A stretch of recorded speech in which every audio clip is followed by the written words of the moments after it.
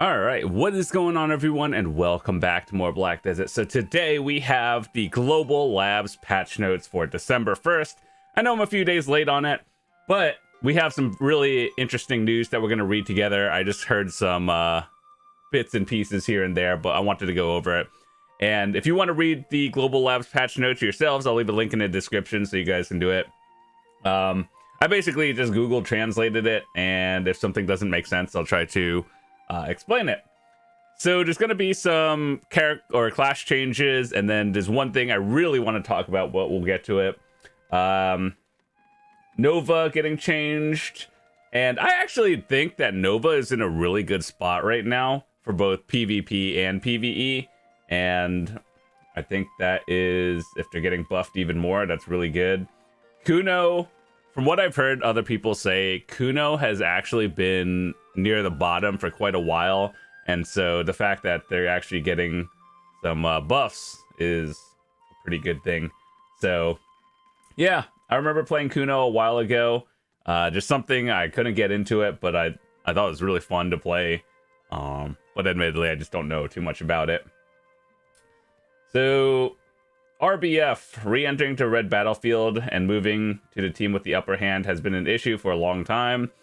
You know what the real issue with that is? Team balance in RBF. And every now and then, if you guys do RBF, you'll know that like one team is mega stacked and then the other team just has zero chance. I wish they had some sort of system to actually fix that, not just like, okay, so I think this is how it works. I'm not sure. It's like, if you go in, like two people queue up, one person will be on team A, one person will be on team B, and then like the third person comes on will be on A, but sometimes it doesn't feel like that, but I think that's how it works. There's no sort of MMR or, you know, check to see gearing or anything. So I'm not sure what causes that. And most people I know that aren't PvPers that just want to get the quest done, they come in at the 10-minute mark or like 10:05 before the RBF closes, and then they just go in and like either AFK or do nothing. So I think for RBF, what they should do is obviously increase the rewards. And here's how I would do it. So you know how in things with leaderboards you get rewarded based on your rank, or you know, you get rewarded based on your performance. I think that obviously the winning team should get more than the losing team. That's how it is right now. But they could have some sort of system where the top performers get like a little bit of a bonus, and whatever that bonus is, I have no idea. It's up to Pearl Abyss. But that would encourage people to play more competitively, and I think that's just overall good. So like if you're more geared and you perform better, then you get more rewards. That's kind of how the game works in general. Like higher geared players go to the higher geared grind spots, they get more silver an hour. So I don't understand why Red Battlefield has to be different. But yeah, I think the issue is unbalanced team, no sort of like checks to go when which team, and of course the people who are just there for the rewards, they go in at 10 minutes. So it has been improved that when you re-enter the battlefield, you re-enter with the team that was originally selected. I feel like, at least on NA right now, the people who do RBF are the ones that enjoy PvP for the most part. When you first enter the RBF, the combined attack and defense of both teams are taken into considerations to select a team. I think this is a good step in the right direction. So yeah, that was one of the issues we just talked about. This right here, this entire thing is probably one of the biggest changes people have been asking for, myself included. I, as a BDO partner, have put in like multiple suggestions at Pearl Abyss. Whether they listened or not, I don't know. But with the addition to destroyed crystals, basically as a TLDR, you know how when people break crystals, they usually send in a support ticket, and support will restore those crystals twice a year. And my understanding of twice a year being like calendar year, so like January 1st is when it resets.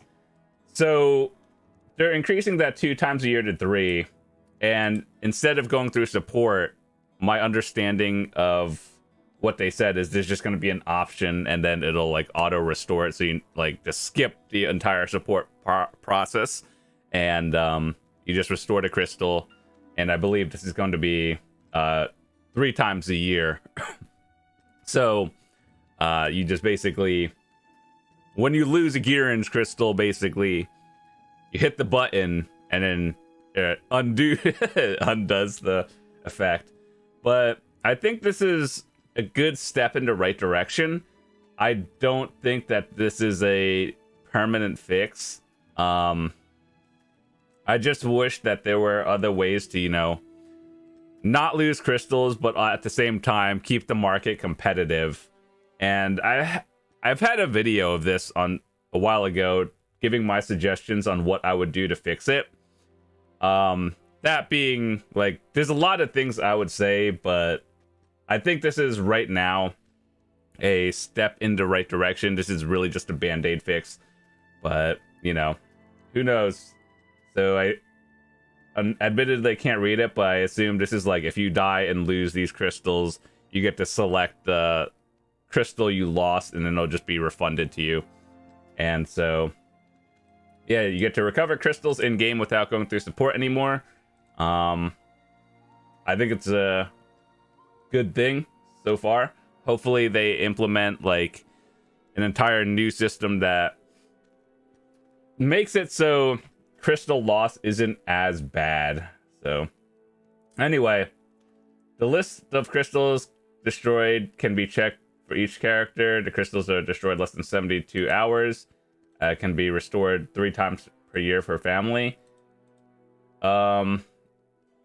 If multiple crystals were destroyed at once, all crystals can be restored. So the way this works, all crystals, is it's really based on your karma. And so if you have maxed out karma, generally you only lose 1 crystal on PvE death if you lose a crystal. And the lower your karma is, you lose more if you die to like PvE or something. And if you're red, you just straight up lose a lot. So it's really scary. And I've always had the mentality, even when I was a newer player, that red people, or like the red players who go negative karma, shouldn't be punished as harshly. Obviously, there should be a penalty, but it shouldn't be as bad, especially now in 2023, where a full set of crystals for endgame players is like 20-30 billion silver or more. And so, like, back in the day, going red wasn't bad because each crystal was like 50k, maybe 1 million each. And nowadays, it's literally tens of hours of work at the high end. So it's kind of weird, but, you know, moral of the story is, if you're going red, it's very sketch, and be careful with your gear. And now that they have a system like that, it's probably good. Guild name has been... This is a new thing. Guild name has been added to some guild items. You can find your items easier with the Control F function. I thought that was already in the game. Like, I don't know what changed, but okay. Ulakita area hunting grounds. So in the past, I guess since Ulakita, I've been there for the most of my grind spots. I've been in City of the Dead trying to go for the telescope. And then with the Darkseeker's Retreat, that came out last week, I've been grinding there for the flame. Our goal is to get the shoes, so it is what it is. Okay, so let's see what changed. City of the Dead, I probably have at least 100 hours in there so far. The accuracy of monsters that appear in the City of the Dead has been reduced by 23%. I feel like that is not the issue. As a person who's grinded there for at least 100 hours, the issue with City of the Dead is how slow things are. And so if you've grinded there, you know, basically you kill the Seeker, the one with the green name tag, and then it like basically CCs the rest of them. And I think that the way the loot drop happens is when they're CC'd, and then you bring them down to a certain amount of health, they explode, and then that drops the loot, right? So the way it works is you see the bones and like the corpse exploding, and then it drops the loot like 2 seconds later, which is like you kill the pack, you hard stop for a good second, you loot, and you go to the next pack. That's really a slow pace for the grind spot. That's the same with Tungrad Ruins as well. Admittedly, I don't have that many hours in Tungrad, but City of the Dead and Tungrad is the same thing, basically. Dark Seeker's Retreat. This is Google translated, by the way. The accuracy of monsters appearing in the Dark Seeker's Retreat has been reduced by approximately 21%. I think the new area actually is a lot easier than the other two, because unlike the other two, Dark Seeker's Retreat doesn't have any mechanics. It's more just like do damage as fast as you can and then go on to the next pack. So I don't think the hit rate was ever the problem. Like if you could grind in the area, getting hit wasn't the big deal as long as you have a decent amount of gear. I think that it's just the slow pace of it is the real problem. Certain attacks from the Screaming Dark Followers have been changed to apply normal damage rather than burn damage. I sort of noticed that, but I didn't really think it was a big deal, because if you have an infinite potion, which you should by like the 300 plus AP zones that you grind, that kind of just counteracted it. But I mean, I guess if it's normal damage instead of burn, that's just one less dot you have to work on.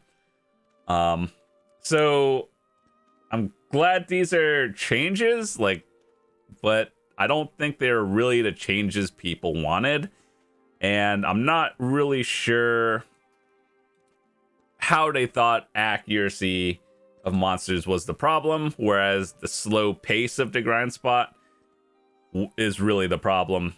And all it takes is a few people to at Prolibus to actually play the game to know that, and I have hundreds of hours there, so I can literally tell people the problem. But hopefully they continue to work on it, and that's what it is. So a grave where thoughts sleep is Crypt of the Resting Thoughts, and this place has been tweaked so many times. I think the reason this spot is tough is because it has a very high accuracy requirement. It's not so much the gear, things hurt, but it's not like you can't do it. It's just more, do you have accuracy to do it? So with the previous patch, more classes were allowed to enter because some classes do not have accuracy. Dark Knight, even as a Dark Knight who has accuracy passives, you still had to have some sort of gear and like a decent amount. So I guess for other classes, it was just even harder. The Dark Knight and the Ranzel, basically the not elite ones, but the ones that actually drop the stuff, often appear in target adventures. Okay.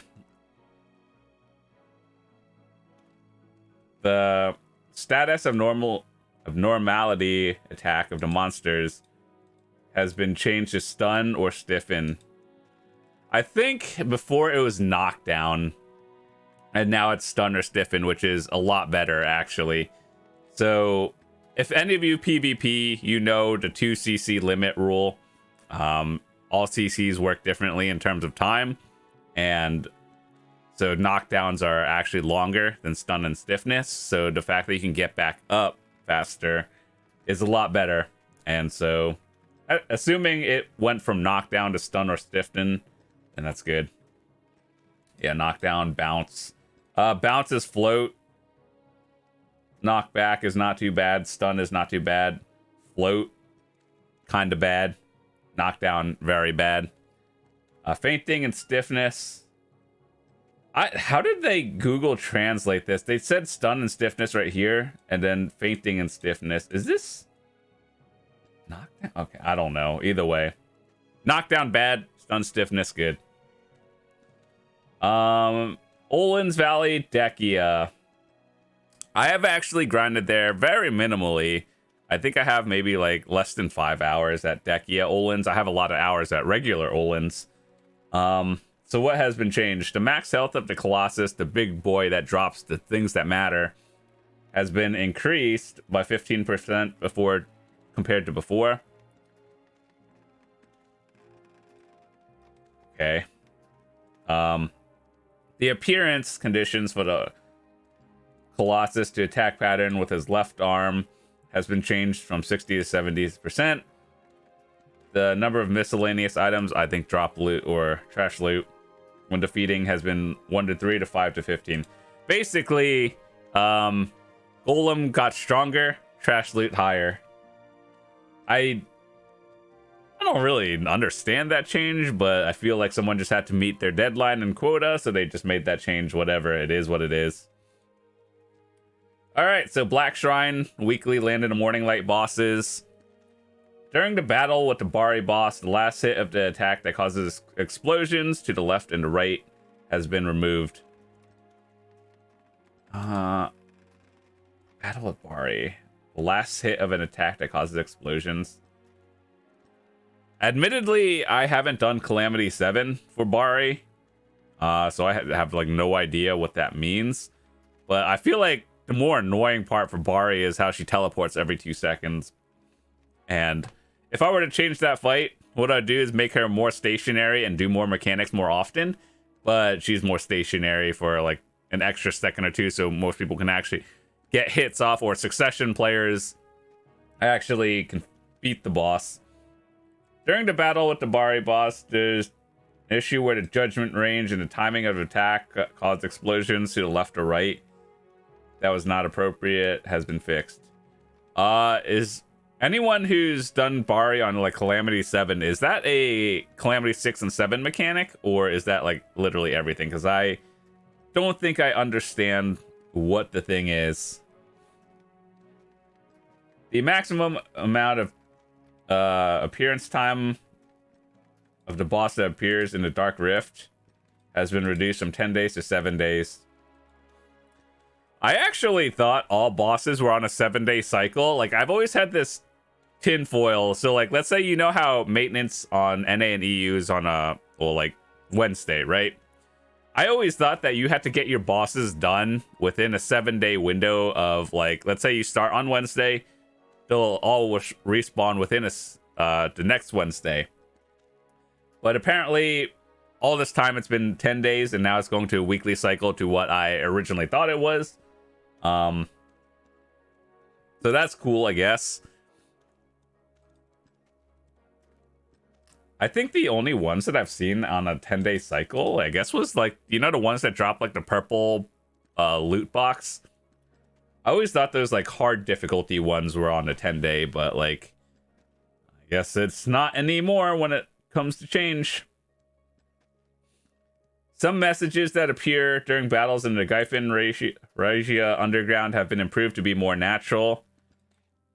What does that mean? There's so many notifications. All you look at is what color is glowing. And it tells you what color to attack. The completion conditions for some quests in the Ulakita region have been improved to be more natural.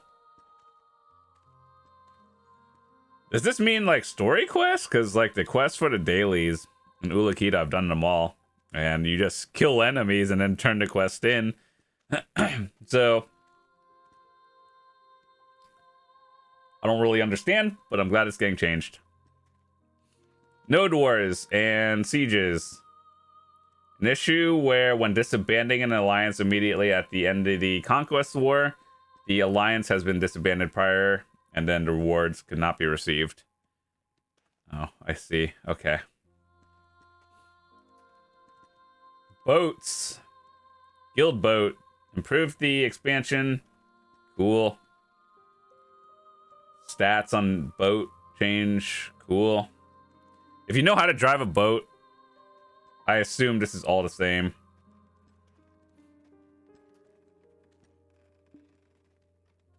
Admittedly, I haven't done any sailing in quite a while because just there's no need. I've been busy with other goals.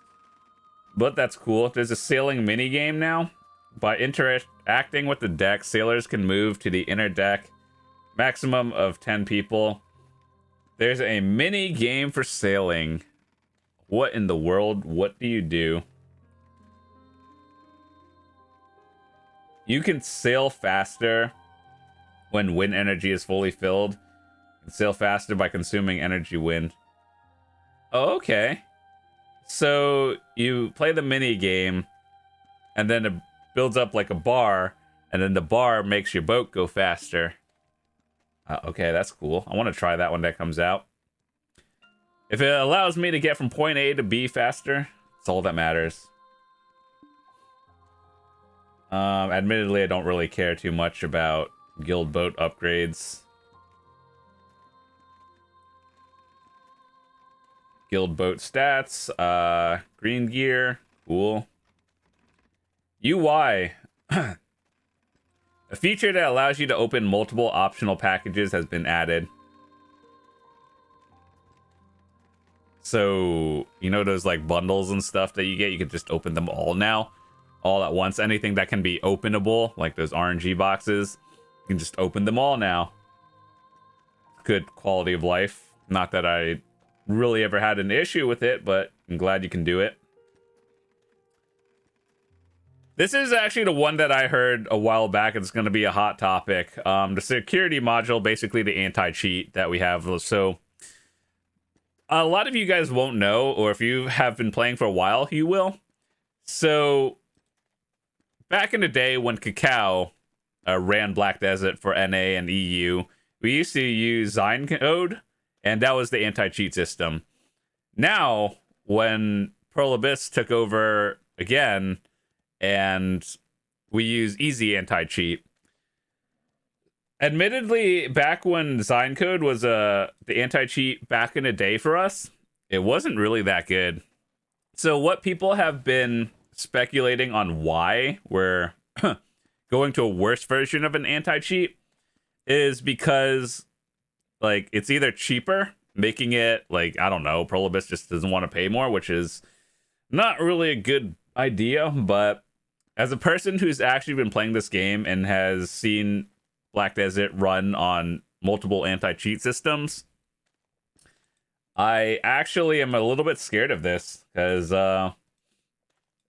this thing is like, it did not prevent it did not prevent cheaters in this game, and in fact I saw a lot of them. You guys, if you've been playing back when Cacao ran it for NA and EU, you saw speed hackers all over, fish spotters. I mean, you still kind of see them here and there on when easy anti-cheat, but it's not a lot. Like, you guys have seen the post when Pearl Abyss does, like, we've banned these people every week, and Zyncode, unless it's been improved in the past few years, I'm very skeptical of this change. So let's see. The support policy of existing module has been changed to enable faster security. Security module will be updated on their first official server after stability verification. Holy words are hard. Server optimization work has been carried out. Work has been done to alleviate the phenomenon of intermittent game shutdowns. Why are they just using big words like this? Just say the game crashed. Crash is bad. So, admittedly, every now and then I do get a lot of crashes in BDO. I'm not sure what causes them, to be honest, but I'm not sure if the easy anti-cheat was causing it, but man, I'm like actually nervous about this change. So I just hope they know what they're doing, and I hope it's not just because of crashes, because, like, you know, if the game is run by cheaters, that's far worse than having a few crashes here and there.